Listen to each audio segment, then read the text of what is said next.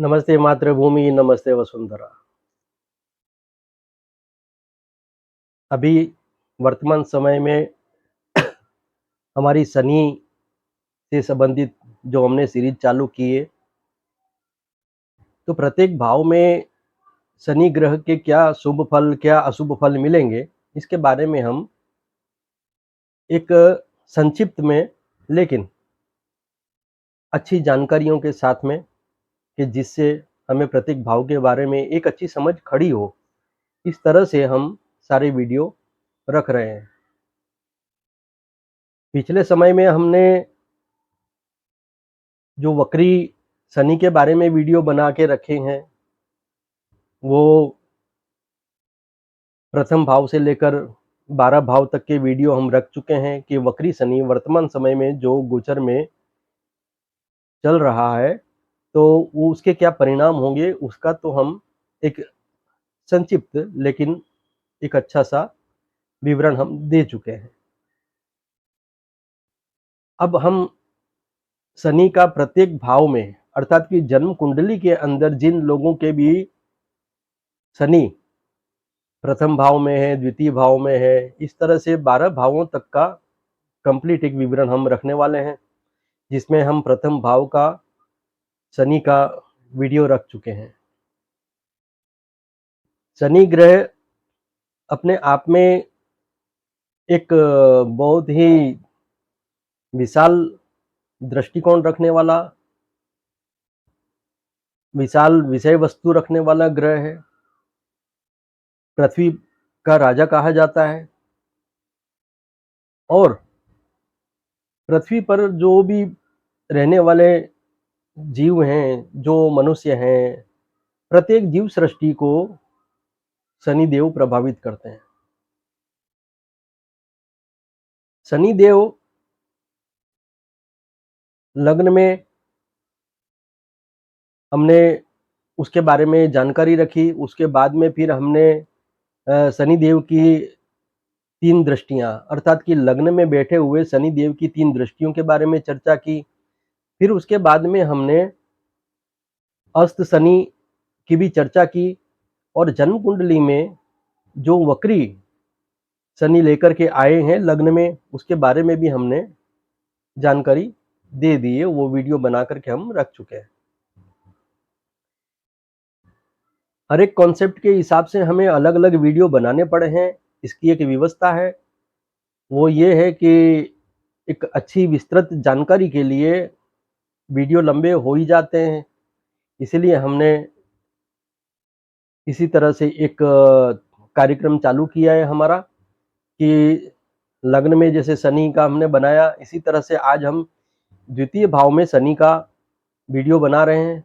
फिर द्वितीय भाव में बैठे हुए शनि की 3 दृष्टियों का वीडियो बनाएंगे और उसके बाद में द्वितीय भाव में शनि अगर अस्त होता है तो उसके क्या परिणाम देखने में आते हैं, और उसके बाद में जिनका जन्म का शनि वक्री लेकर के जो पैदा हुए हैं, तो उसका भी हम एक अच्छा विवरण रखेंगे, जो ये अलग अलग पार्ट में वीडियो बनेंगे।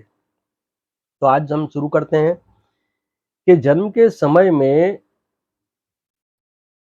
शनि देव का द्वितीय भाव में आना क्या शुभ अथवा तो अशुभ परिणाम देता है, किस तरह से जीवन को प्रभावित करता है, इसके बारे में हम बात करते हैं। आज से बहुत सालों पहले, लगभग 3 दशक पहले, जब मैंने ज्योतिष विद्या सीखना शुरू किया था, तो उस समय तो कंप्यूटर वगैरह नहीं थे और हम हाथ से ही सारा गणित वगैरह लगाया करते थे। 4 साल पूरा गणित का अध्ययन किया, ज्योतिष शास्त्र का अध्ययन किया और उसके बाद में जब हम फल कथन सीखना हमने शुरू किया कि प्रत्येक भाव में क्या फल कौन सा ग्रह देता है, तो इससे संबंधित जब हमने सीखना शुरू किया तो हमारे जो गुरु थे वो बताते थे कि भाई प्रत्येक भाव का विस्तृत एक ज्ञान होना चाहिए व्यक्ति को कि प्रत्येक भाव में क्या क्या निहित है, हर भाव के अंदर क्या क्या चीजें हम देख सकते हैं। तो उन्होंने मुझसे प्रश्न किया था कि द्वितीय भाव में तुम क्या-क्या देखते हो? तो जनरली हम सभी यही कहते हैं कि द्वितीय भाव में हम धन देखते हैं, परिवार देखते हैं, पैसा देखते हैं, वाणी देखते हैं। तो बोले और? तो फिर कुछ और हमने बता दिया, 1-2 बातें सोच-सोच के जैसे हमको ऐसा लगा कि भई जैसे कोई लोग जो गायक बन जाते हैं तो वो भी धन ये सेकंड हाउस से द्वितीय भाव से ही देखते हैं। तो वगैरह-वगैरह जो भी हम एक अंदाज़ लगा सकते थे, वो हमने सारे अंदाज़ लगा लिए। और हमने जो कुछ बता सकते थे, हमारी उस समय की जितनी भी विकसित बुद्धि थी, उसके हिसाब से हमने बताया। तो उसके बाद में फिर हमारे गुरुजी ने हमको बताना शुरू किया कि इसके आगे का मैं बताता हूँ। उन्होंने कहा कि ये द्वितीय भाव जो है, ये व्यक्ति का सबसे पहला धन उसको व्यक्त करता है, और व्यक्ति का जो सबसे पहला धन जो है, वो है उसकी वाणी। जैसे ही बालक का जन्म होता है, तो हम सभी उसका रुदन सुनते हैं, उसके रोने की आवाज़ सुनते हैं। तो ये जो वाणी है, ये सबसे पहले प्रत्यक्ष होती है, व्यक्ति की चेतना का सबसे प्रथम प्रमाण है ये। उसके बाद में फिर जो है धीमे-धीमे हम लोग जो छोटे बच्चे होते हैं, मतलब जिनका जन्म हुआ है, वो फिर अपने परिवार को पहचानने लगते हैं। तो ये इस तरह से फिर क्रम आगे बढ़ता है। जैसा कि मैंने बताया कि सबसे पहले बच्चे का जन्म होते ही वो रुदन करता है, अर्थात कि सबसे पहले आ गया वाणी का प्रत्यक्षीकरण। फिर धीमे-धीमे व्यक्ति, जातक शिशु सूझबूझ धारण करता है, हासिल करता है, फिर धीरे-धीरे विद्याध्ययन की ओर जाता है, फिर उसके बाद में वो रोजगार की तरफ बढ़ता है, और फिर जा करके उसको स्व-अर्जित धन की प्राप्ति होती है, अर्थात कि वो खुद कमाना शुरू करता है। तो ये एक सबसे महत्वपूर्ण बात है कि सबसे प्रथम तो वाणी है, और फिर उसके बाद में एकदम अंत में जो वित्त है, पैसा है, धन है, तो ये सबसे बाद में आता है। तंत्र विज्ञान के अंदर हृदय को शिव कहा गया है और जीवा को शक्ति कहा गया है। हम सभी जानते हैं कि भौतिक विज्ञान के बारे में, भौतिक विज्ञान भी 5 तत्वों को मान्यता देता है। एक विद्युत अर्थात बिजली, दूसरा है हीट ताप अर्थात जो गर्मी, और तीसरा है प्रकाश लाइट, चौथा है मैग्नेटिक फील्ड एक चुंबकत्व। जैसे कि हम सभी जानते हैं कि हम धरती पर इसीलिए रह रहे हैं या रह पा रहे हैं कि धरती का एक अपना चुंबकत्व है, एक अपना गुरुत्वाकर्षण बल है।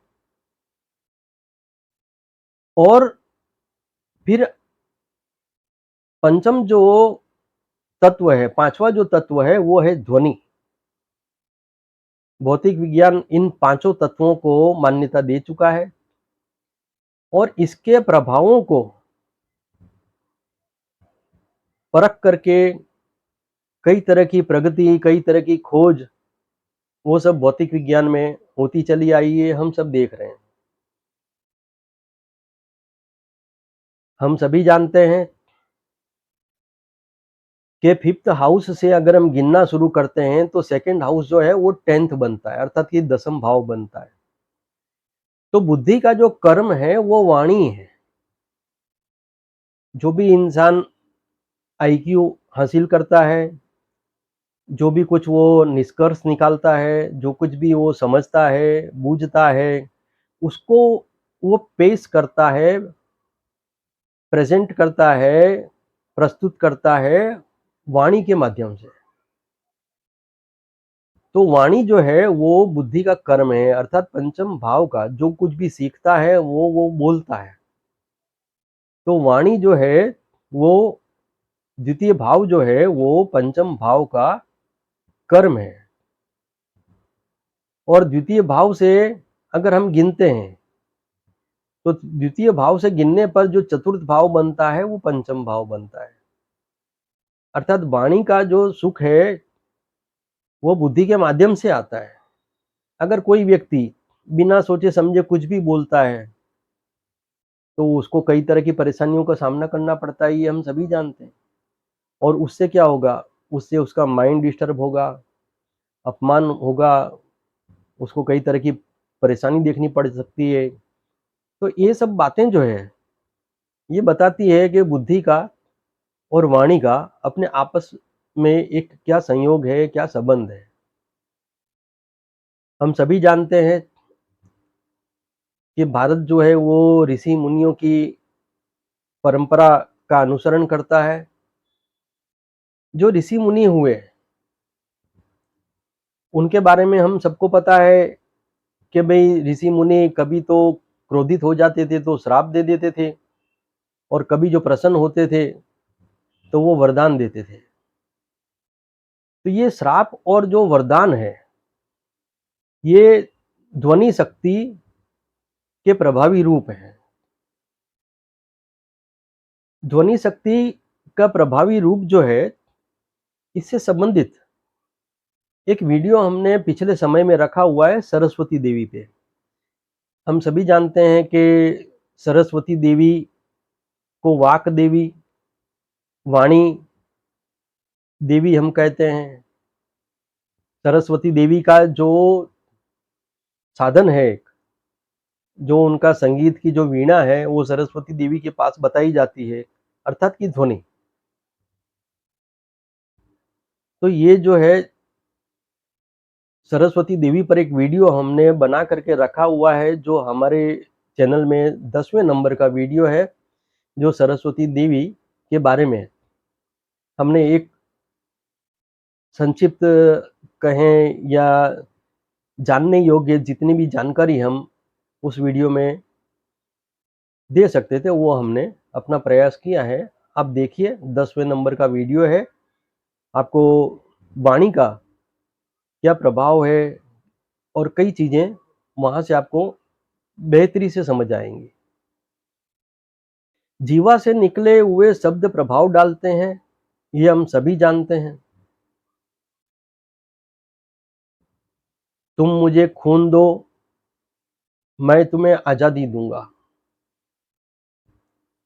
सुभाष चंद्र बोस ने ये नारा दिया था और वो नारा इतना प्रचलित हुआ, इतना आकर्षक बना कि उस समय में जो सेना थी, जो आम जनता थी, वो सभी अपने आप को बलिदान करने के लिए तत्पर हो गए थे। इंसान को छोटी सी चोट लग जाती है तो वो सहम कर बैठ जाता है, लेकिन जहां पर भी कोई प्रेरणादायक वाणी उन्हें प्रभावित करती है, वहां पर वो अपनी जान की परवाह ना करते हुए भी, अपनी जान कुर्बान करने के लिए भी वो खड़ा हो जाता है। तो वाणी का एक प्रभाव तो जैसे मैंने आपको ये बताया। दूसरा हम सभी जानते हैं जय जवान जय किसान। लाल बहादुर शास्त्री का ये नारा है, जय जवान जय किसान। जब हिंदुस्तान संकट की घड़ी से गुजर रहा था, एक तरफ युद्ध की परिस्थिति सामने आ गई थी और दूसरी तरफ अनाज की भी कमी देश में जोर मार रही थी। तो उस समय लाल बहादुर शास्त्री जी ने, जो उस समय के हमारे प्रधानमंत्री थे, उन्होंने एक नारा दिया कि जय जवान जय किसान। और युद्ध भी हम जीते और उसके बावजूद फिर जो अन्न की जो समस्या थी वो भी किसान भाइयों ने मिल करके उसका भी हल निकाल लिया।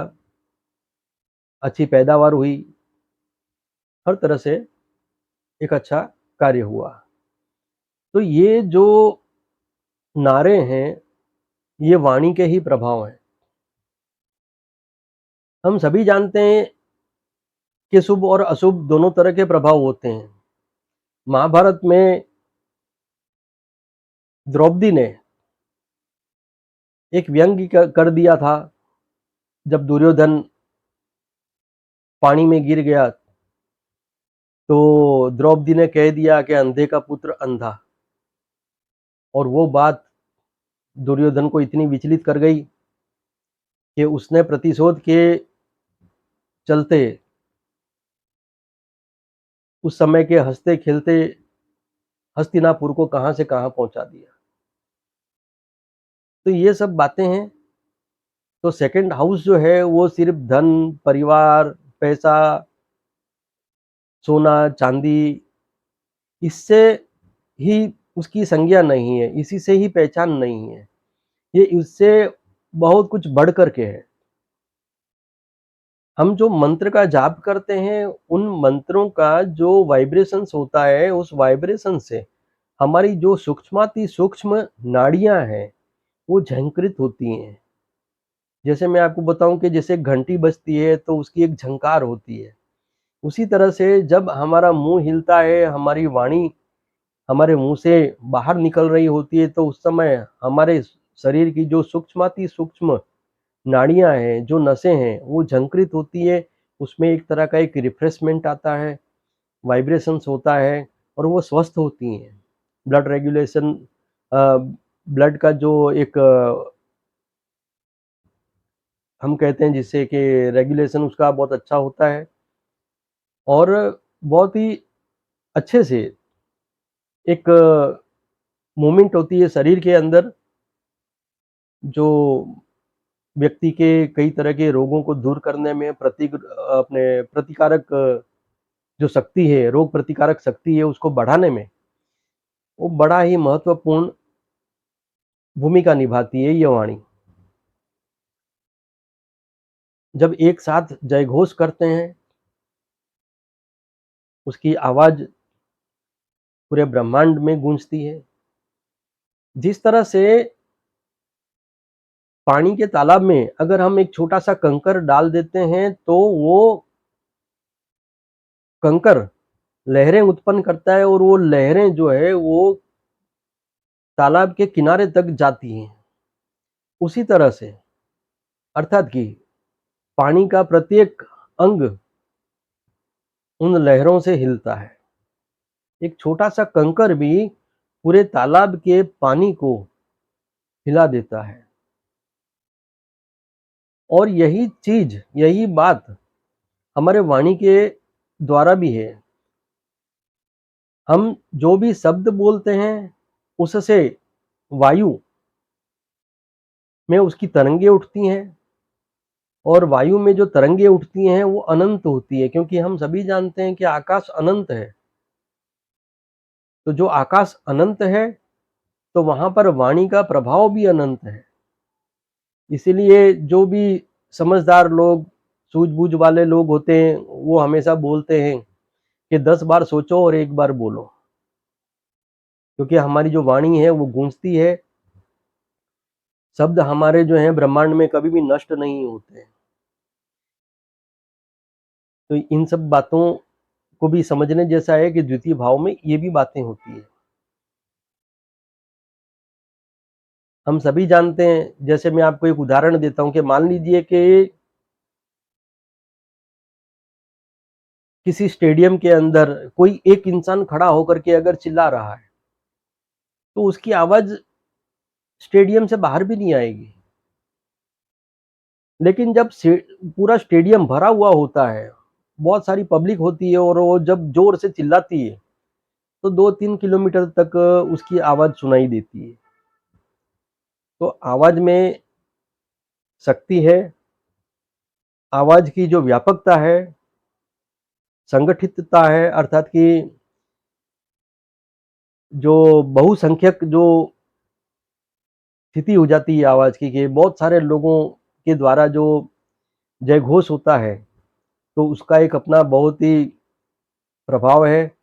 पुराने समय में राजा महाराजा लोग जब एक दूसरे राज्य से युद्ध किया करते थे तो हर हर महादेव इस तरह के जय घोष किया करते थे कि ताकि वो सेना का मनोबल बढ़े, उन्हें प्रेरणा प्राप्त हो और वो अपने लक्ष्य को प्राप्त करने के लिए बड़े ही उत्साह से आगे बढ़ें। तो वाणी का उपयोग ये भी होता है। सामान्य इंसान ये सोचता है कि वो किस तरह से धनी बनेगा। उसके धनी बनने में भी वाणी की महत्वपूर्ण भूमिका है। वाणी की महत्वपूर्ण भूमिका इस तरह से है कि हमारी जो वाणी का भाव है, जो धन का जो भाव है, द्वितीय जो भाव है, वो त्रिपद पे खड़ा है। त्रिपद का मतलब होता है 3 पैरों पे खड़ा है। जिस तरह से हम सभी जानते हैं कि जैसे वो मोबाइल रखने का जो एक स्टैंड आता है, उसके 3 पैर होते हैं, तो उसे हम त्रिपद कहते हैं एक तरह से। इंग्लिश में ट्रिपॉड बोलते हैं। तो ये त्रिपद से ही ये त्रिपॉड बना हुआ है, ट्रिपॉड जिसे कहते हैं हम। तो ये जो 3 पद हैं द्वितीय भाव के, वो पहला पद है समझदारी, दूसरा पद है ईमानदारी और तीसरा पद है जिम्मेदारी। जब इनमें से कोई एक पद की भी कमी होती है तो ऐसे जातक के जीवन में कई तरह के अभाव जरूर मिलेंगे, क्योंकि ये तीनों पद व्यक्ति के द्वितीय भाव को खड़ा करते हैं। समझदारी ना हो तो व्यक्ति जीवन में प्रगति नहीं कर सकता है। समझदारी है और अगर ईमानदारी नहीं है तो हम सभी जानते हैं कि जिसकी नीतिमत्ता अच्छी नहीं है, जो ईमानदार नहीं है, वो बहुत लंबा नहीं चल सकता है। कुछ समय तक प्रगति कर सकता है, धन एकत्रित कर सकता है, बेईमानी करके, कैसे भी करके, लेकिन फिर अंत तो वो खराब ही होता है। ज़्यादातर हम ये सब देखते ही आए हैं। किसी व्यक्ति ने बड़ी बेईमानी की है, हो सकता है वो अपना जीवन सुख ऐश्वर्य में जी करके चला जाए, लेकिन फिर उसके आने वाली पीढ़ी को दरिद्रता भोगनी पड़ती है, या कई तरह की अपयस, परेशानियों का सामना करना ही पड़ता है। ठीक इसी तरह से एक जिम्मेदारी भी एक महत्वपूर्ण तत्व है। व्यक्ति अगर समझदार है, ईमानदार भी है, वो अपने प्रत्येक काम समझदारी से, ईमानदारी से करता है, लेकिन उसके ऊपर जिस तरह की भी कोई जिम्मेदारी है, जिस प्रकार का जो भी कोई उसका कर्तव्य है, अगर वो उसको भी नहीं निभाता है, तो भी ऐसे जातक के पास में धन, सुख, वैभव, ज्ञान, जो कुछ भी संचय हो सकने वाली चीज है, जो बातें हैं, वो उसके पास में लंबा नहीं टिकती है। हम सभी जानते हैं कि द्वितीय भाव जो है वो संचय का भाव है। तो संचय का जो भाव है, उसमें बुद्धि के द्वारा अर्जित किया हुआ ज्ञान भी संचय होता है।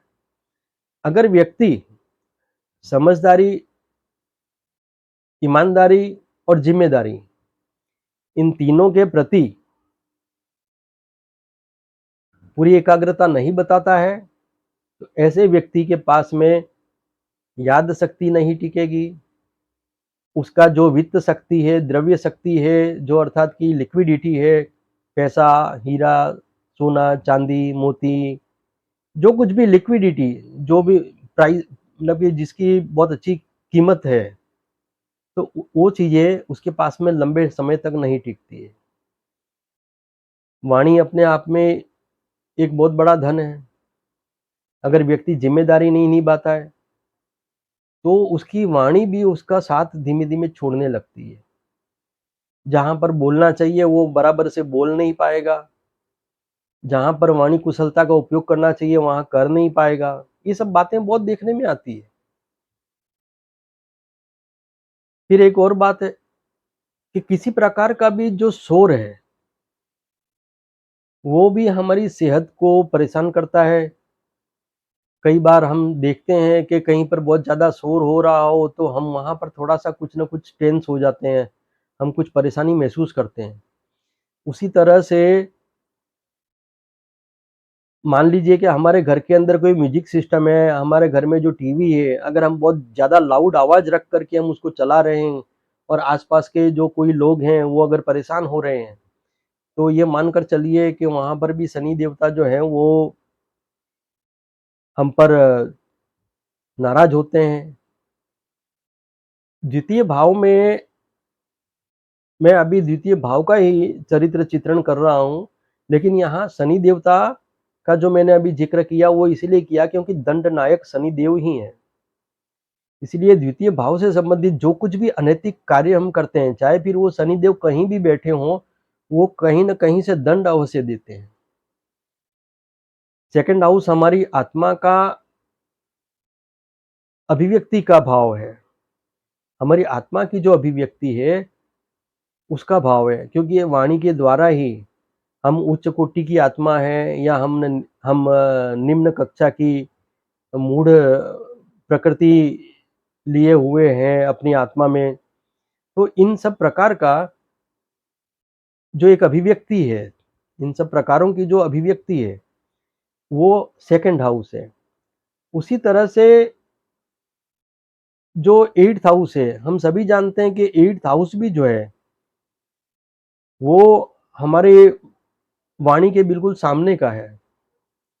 तो जो हमारे मन की अभिव्यक्ति है और जो हमारी आत्मा की अभिव्यक्ति है, वो दोनों एक दूसरे से संयुक्त है और वो वाणी के रूप में हमारे मुख से प्रकट होती है।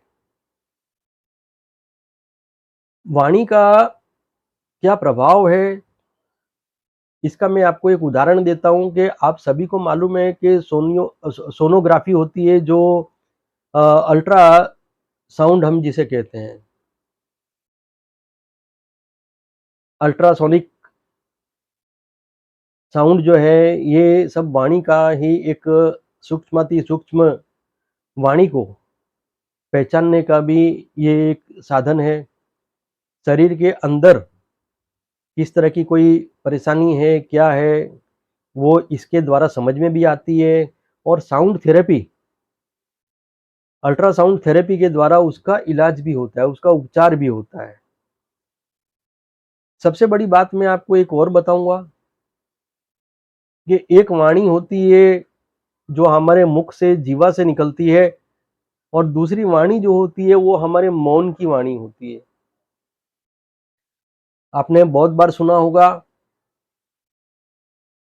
कि किसी व्यक्ति ने मुँह से तो कुछ नहीं बोला लेकिन उसके मन के अंदर का जो आर्तनाद है, उसके मन के अंदर की ये जो दुःख की जो वेदना है, जो उसकी वेदना है, उसका जो आर्तनाद है, उसकी वेदना की जो आवाज़ है, वो खाली नहीं जाएगी, वो ज़रूर उसको कष्ट देने वाले को किसी न किसी तरह से दंडित अवश्य करेगी। अर्थात कि जो दुआ और बद्दुआ, आशीर्वाद और श्राप जो अंतर मन से निकलता है, वो एक सूक्ष्म नाद है। इसीलिए कहा गया है कि हम अपनी वाणी का सदुपयोग करें, किसी को इस तरह की कोई बात ना कहें कि जिससे उस व्यक्ति का मन दुखी हो, उसे किसी तरह की पीड़ा हो, किसी तरह की परेशानी हो। तो हम सभी जानते हैं साउंड वेव्स जो है, शब्द जो है वो अटल है, अखंड है और अविभाज्य है। शब्द ही ब्रह्म है, हम सुनते आए हैं और ये एक सनातन सत्य है। अब हम बात करते हैं द्वितीय भाव में अगर शनि है, तो उसके परिणाम क्या देखने को मिलेंगे? तो यहाँ मैं एक बात स्पष्ट कर देता हूँ कि कई लोग जो है शनि को दरिद्रता से, दुःख से, कष्ट से जोड़ देते हैं, लेकिन ये पूरी तरह से गलत है। शनि अनुभव देने वाला ग्रह है, अनुभव के माध्यम से विद्या, बुद्धि, प्रगति प्रदान करने वाला ग्रह है। लग्न में शनि के शुभ फल बहुत कम केस में देखने को मिले हैं हमको, लेकिन काफी मिले हैं फिर भी। लेकिन द्वितीय भाव में शनि की उपस्थिति किसी तरह की कोई दरिद्रता या अशुभता ही है, ये बिल्कुल मान्यता गलत है। शनि देव धन भाव में है तो वो वहां पर जिस तरह का करेक्शन चाहते हैं, अगर हम वो करते हैं तो वहां पर वो शुभ फल अवश्य देते हैं। काल पुरुष कुंडली के अनुसार अगर हम देखते हैं तो शुक्र की राशि वृषभ आती है। वहां पर शुक्र शनि का परम मित्र है। शुक्र की राशि में शनि शुभ फल देता है। द्वितीय भाव में गुरु को कारकत्व दिया गया है, धन का, ज्ञान का, तेज का, वाणी का,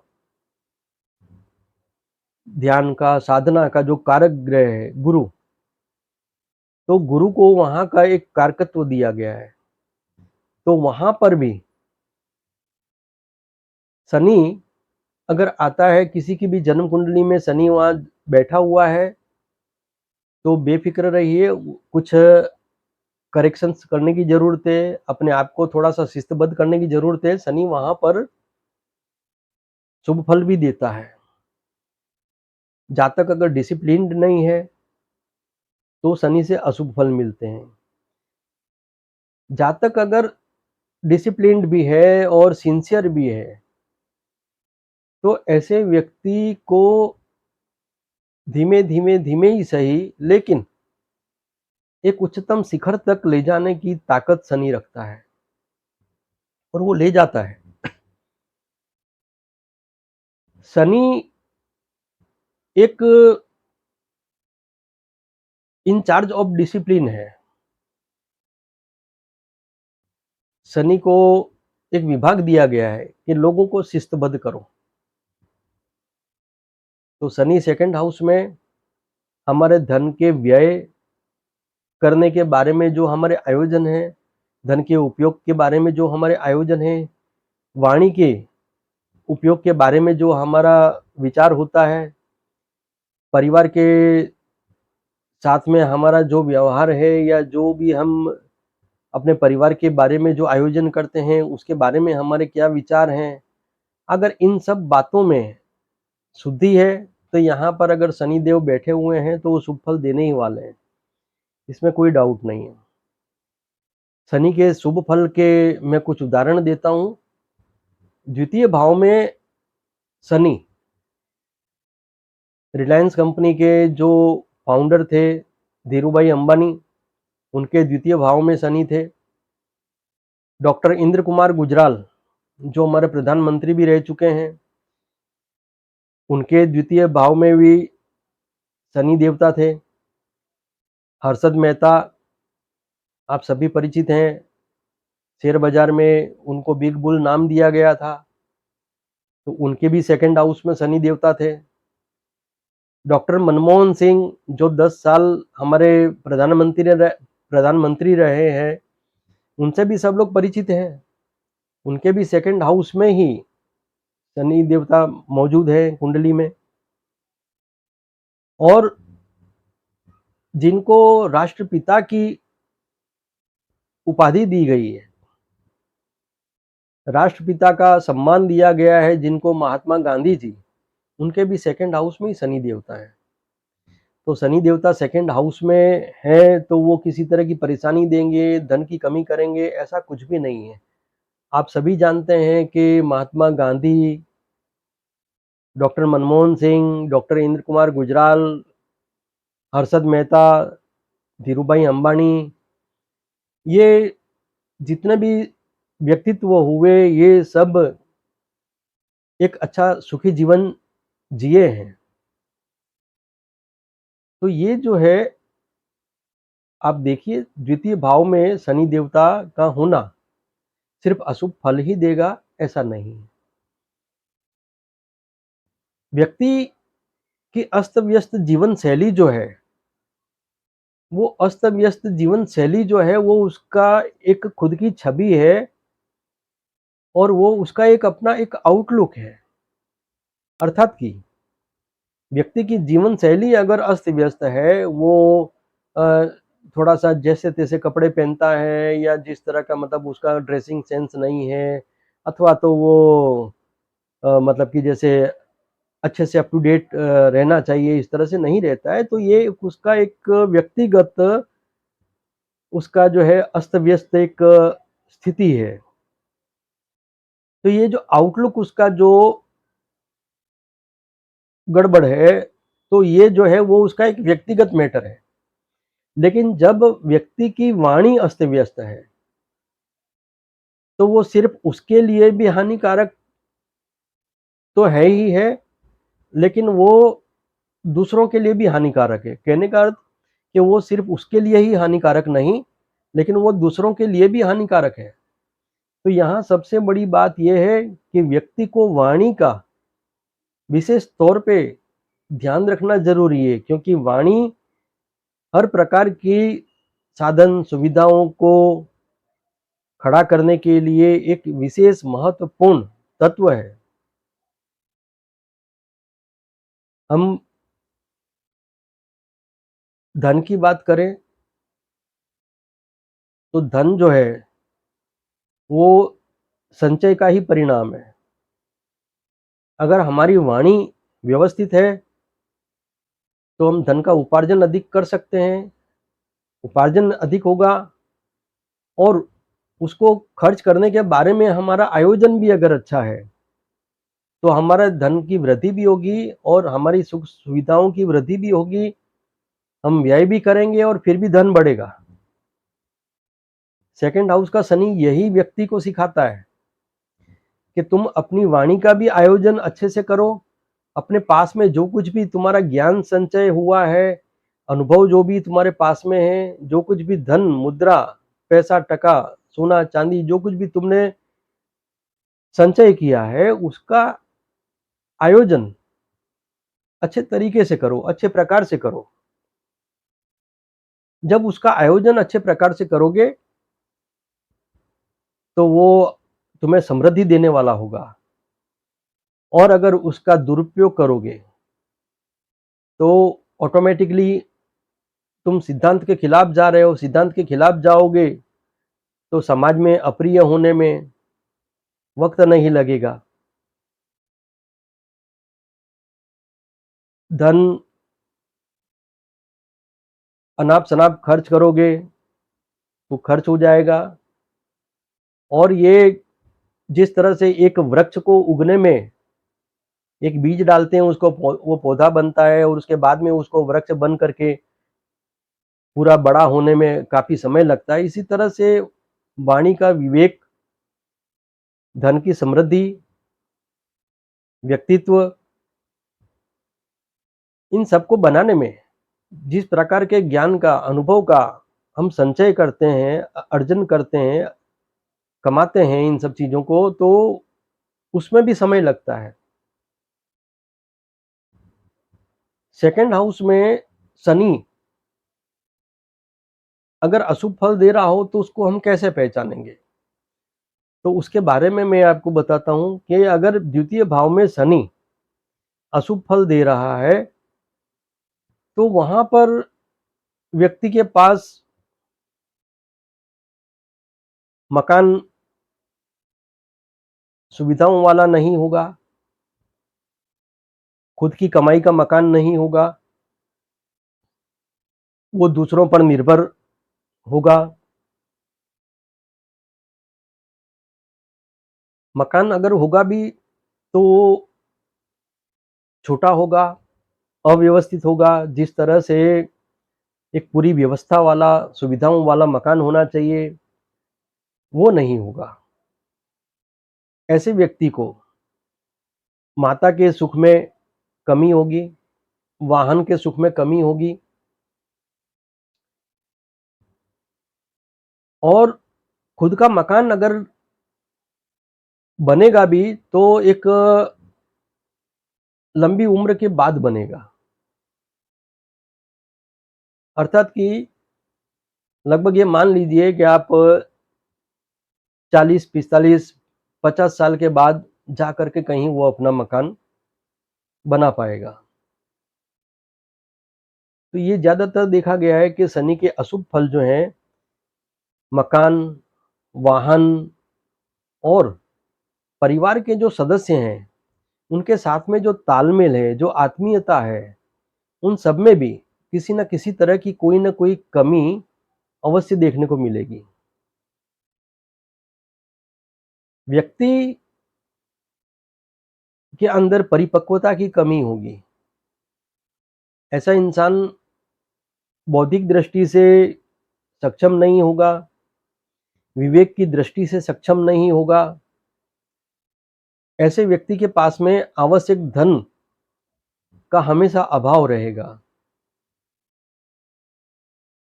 व्यक्ति के पास में किसी तरह का अगर कोई विशेष गुण भी है, तो उसके माध्यम से भी वो धन अर्जित नहीं कर पाएगा। उसको प्रतिष्ठा जल्दी नहीं मिलेगी, नाम जल्दी नहीं मिलेगा, सम्मान जल्दी नहीं मिलेगा। धन भाव में सेकंड हाउस में शनि अगर अशुभ फल दे रहा है, तो ऐसे जातक को अपने जीवन साथी से अलगाव की स्थितियां देखनी पड़ सकती है। शनि अगर द्वितीय भाव में अशुभ फल दे रहा है, तो जीवन साथी से तलाक होना, जीवन साथी से वियोग होना, इस तरह की बातें अक्सर देखने में आती है। शनि अशुभ फल अगर नहीं दे रहा है, तो मान लीजिए कि ये सब बातें जो है ये देखने में नहीं आएंगी।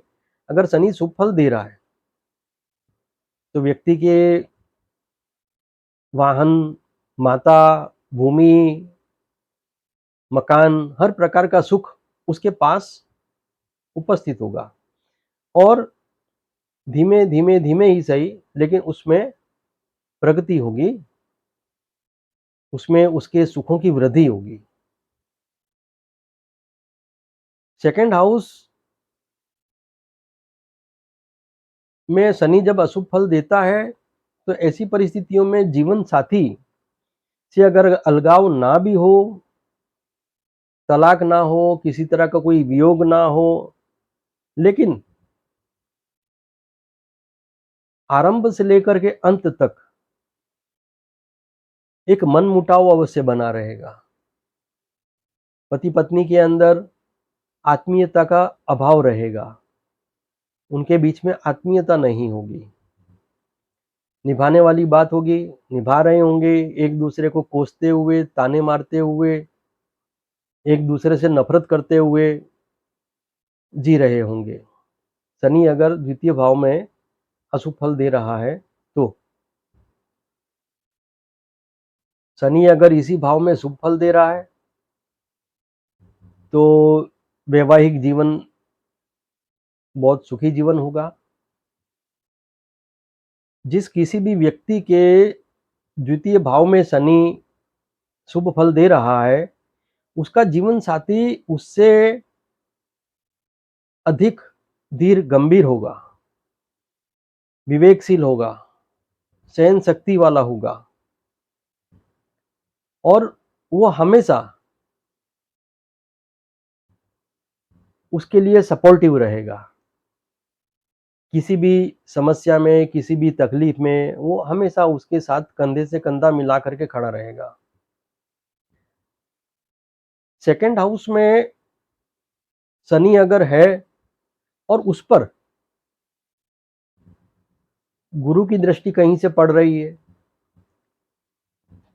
तो शनि के अशुभ फल देखने को नहीं मिलेंगे और शनि के जो शुभ फल हैं, उसमें भी बहुत ही वृद्धि होती हुई देखने को मिलेगी, क्योंकि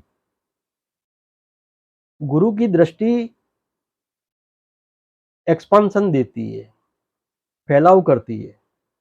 तो शनि पर अगर शुभ ग्रह की दृष्टि पड़ रही है, विशेष करके गुरु की, तो वो वहां पर बहुत ही विशेष शुभ फल की प्राप्ति होगी।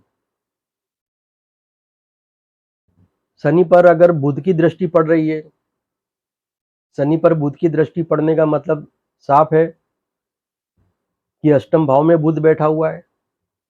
वहां से अगर बुध की दृष्टि शनि पर पड़ रही है,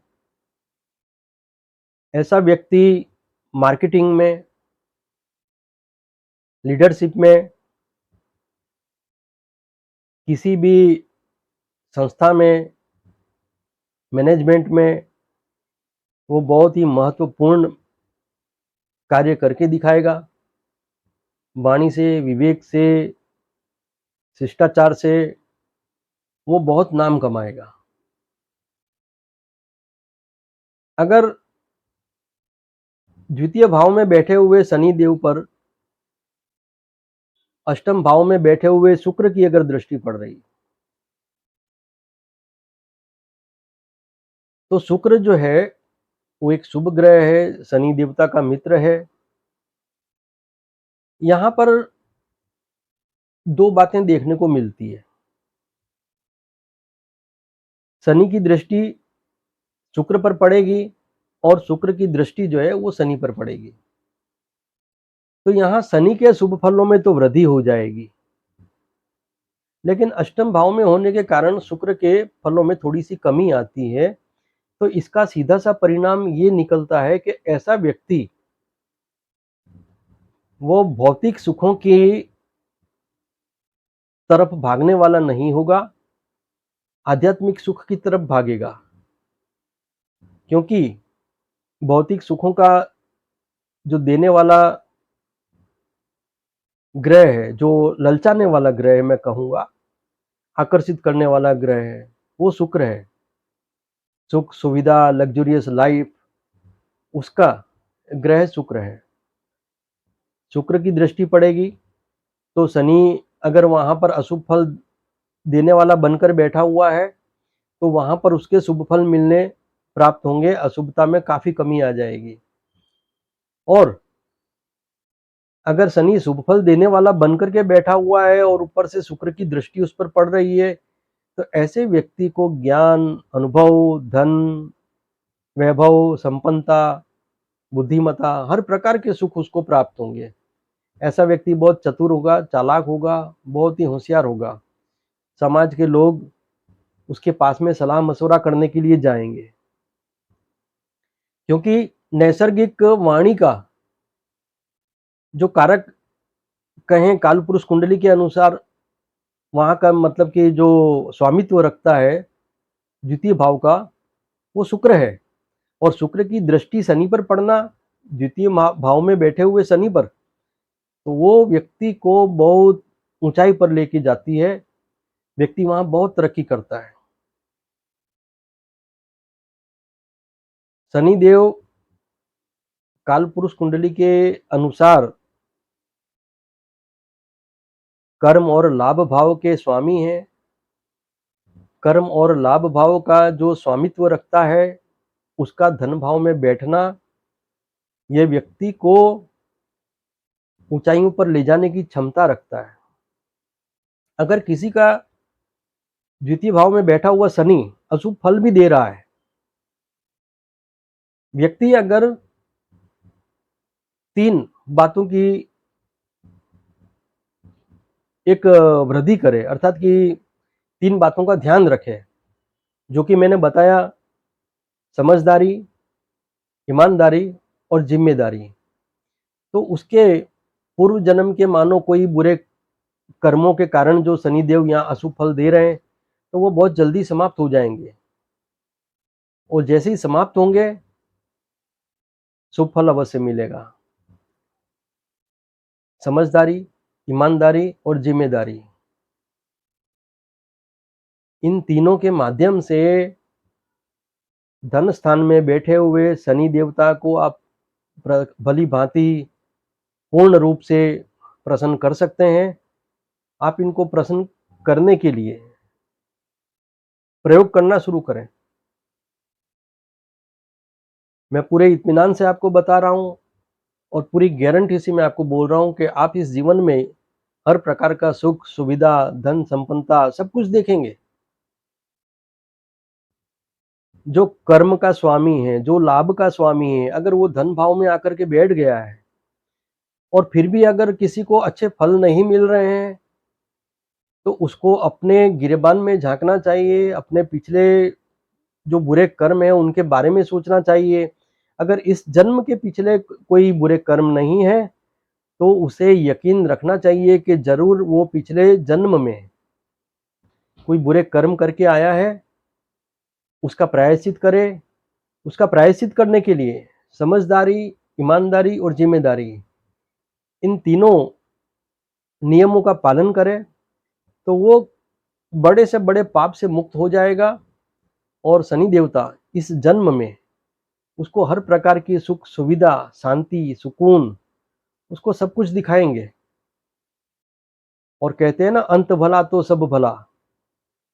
मेरा पूरा यकीन है कि इससे ज़रूर लाभ मिलेगा।